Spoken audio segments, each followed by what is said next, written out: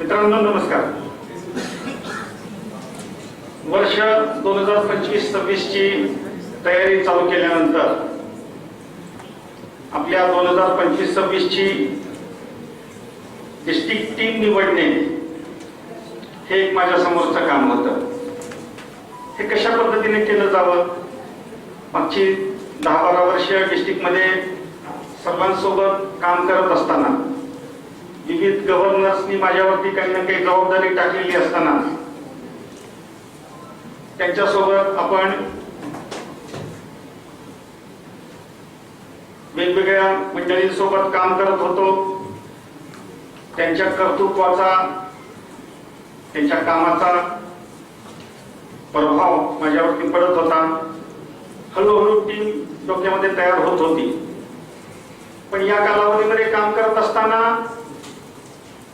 सोबतच्या सहकार्यांचा मानस काय आहे, विचार काय आहे, तो पण लक्षात येत होता.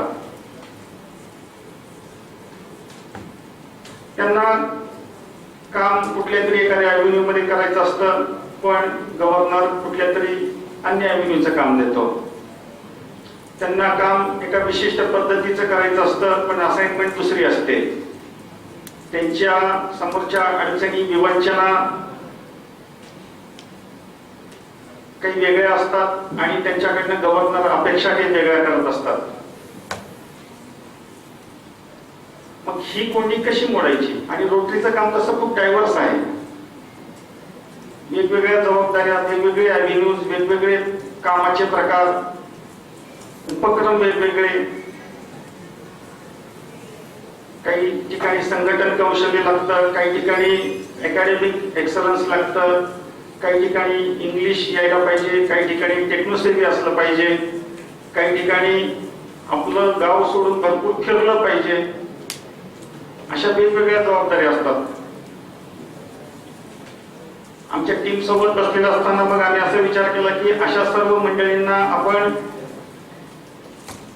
काही प्रश्नावली पाठवून त्यांचाच मानस जाणून घेऊयात आणि त्यानंतर आपण नियोजन करूयात. त्यामुळे मग यावर्षी अनोखी पद्धत अवलंबली.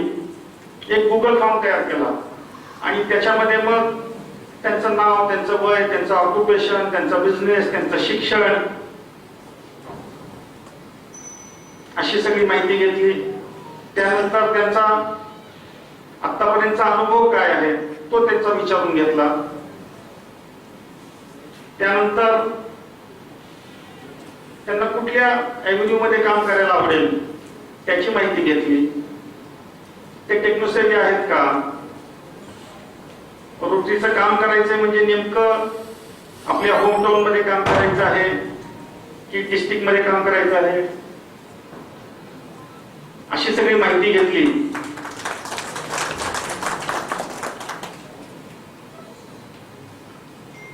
आणि आताच पास्ट डायरेक्टर महेश कोडबाई इथे आलेले आहेत, त्यांचं मी स्वागत करतो. आणि मग त्यांच्याकडनं काही माहिती घेतली. आणि हे सगळं करत असताना नेमकं रोटरीला काय अपेक्षित आहे, रोटरीला मेंबरशिप आणि फाउंडेशन या दोन गोष्टींमध्ये काम करणं अपेक्षित आहे. त्या दोन गोष्टींमध्ये त्यांचा काय मानस आहे, किती सदस्य ते स्वतःच्या क्लब मध्ये ऍड करू इच्छितात, किती नवीन ठिकाणी क्लब ते चालू करू इच्छितात, फाउंडेशनच्या माध्यमातून किती कॉन्ट्रीब्युशन द्यायचा त्यांचा मानस आहे स्वेच्छेने. आणि रोटरी फाउंडेशनच्या प्रोजेक्टमध्ये, कार्यक्रमामध्ये म्हणजे ग्लोबल ग्रँट मध्ये सहभागी व्हायची इच्छा आहे का, अशा सगळ्या गोष्टींचा आपण माहिती घेतली. आणि त्याला अतिशय चांगला प्रतिसाद सर्वांनी दिला. आणि त्यामुळे काम करणं सोपं झालं. त्याप्रमाणे डिस्ट्रीब्युशन झालं. जास्तीत जास्त ठिकाणी न्याय करायचा प्रयत्न केला. ही एक नवीन सुरुवात आहे. बऱ्याच जणांनी तो फॉर्म भरून कसा द्यायचा किंवा त्याच्यामध्ये काही अडचण जर उद्भवली म्हणून थोडस अडखळले, पण बऱ्याच जणांनी खूप चांगल्या पद्धतीने फॉर्म दिला आणि त्याचा हा परिपाक आहे. आज या ठिकाणी अगदी हाऊसफुल हॉल ज्याला म्हणता येईल, आपण सर्वांनी प्रतिसाद दिलेला आहे. ही डिस्ट्रिक्ट टीम काम करत असताना दरवर्षी ही डिस्ट्रिक्ट टीम म्हणावी तेवढी काम करत नाही, ऍक्टिव्हली पार्टिसिपेट होत नाही. ही एक खूप ओरड असते. मग ओरड दोन्ही बाजून असते की डिस्ट्रिक्ट टीम म्हणते की नेमकं काय काम करायचंय, कसं काम करायचंय हेच माहिती नाही, आणि केलेल्या कामाचं योग्य मूल्यमापन होत नाही. तोही काही करण्याचा आम्ही प्रयत्न केलेला आहे. आपल्याकडे रोटरी झोन 4, 5, 6, 7 मोबाईल ऍप आपण सर्वजण वापरतो, मागच्या काही वर्षापासून वापरतो. खूप चांगल्या पद्धतीने तो ऍप कार्यान्वित आहे पूर्ण 4 झोन मध्ये. त्या कायझन इन्फोटेकशी चर्चा करून आम्ही त्या डिस्ट्रिक्ट ऑफिसर्सचं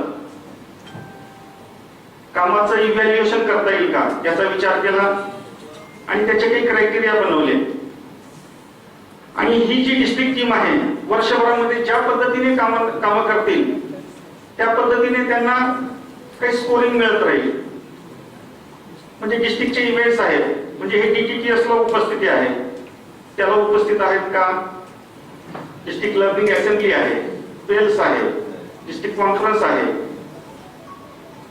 इंटरसिटी फोरम्स असतात, त्या फोरम्सना उपस्थित आहेत का, त्याच्यासाठी काही आपण काही स्कोरिंग ठेवलेलं आहे. आपापल्या आयओनीच्या काही मीटिंग्स असतात, त्या मीटिंग्सना हे किती उपस्थित असले, प्रत्येक मीटिंगसाठी त्यांना काही स्कोरिंग करूया.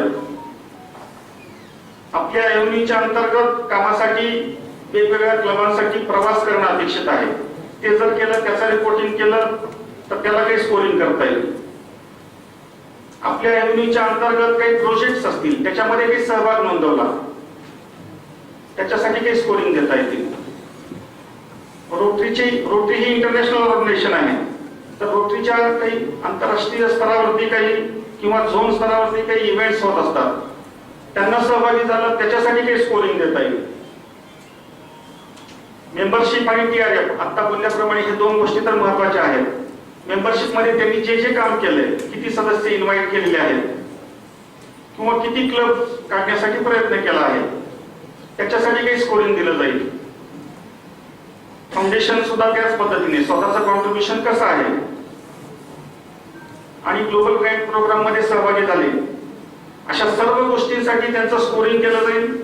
आणि ते स्कोर त्यांनी त्या ऍप मध्ये प्रत्येक डिस्ट्रिक्ट ऑफिसरला आपापल्या ऑफिसर प्रमाणे असिस्टंट गव्हर्नरला असिस्टंट गव्हर्नरचा, डिस्ट्रिक्ट डायरेक्टर्सना डायरेक्टरचा, डिस्ट्रिक्ट ऑफिसर्सचा ऍक्सेस असेल, त्यांनी स्वतः क्लेम करायचा आहे. DG ऑफिस कडनं त्या गोष्टी ऑथोराइज होतील, त्यांना काही प्रत्येक कामासाठी काही मार्किंग दिलं जाईल. आपल्या वर्कबुक मध्ये त्याची माहिती दिलेली आहे, पण हे काम आणखी बनण्यात आहे, साधारणपणे आणखी 15 दिवस लागतील. त्याच्यासाठी काय स्कोरिंग असेल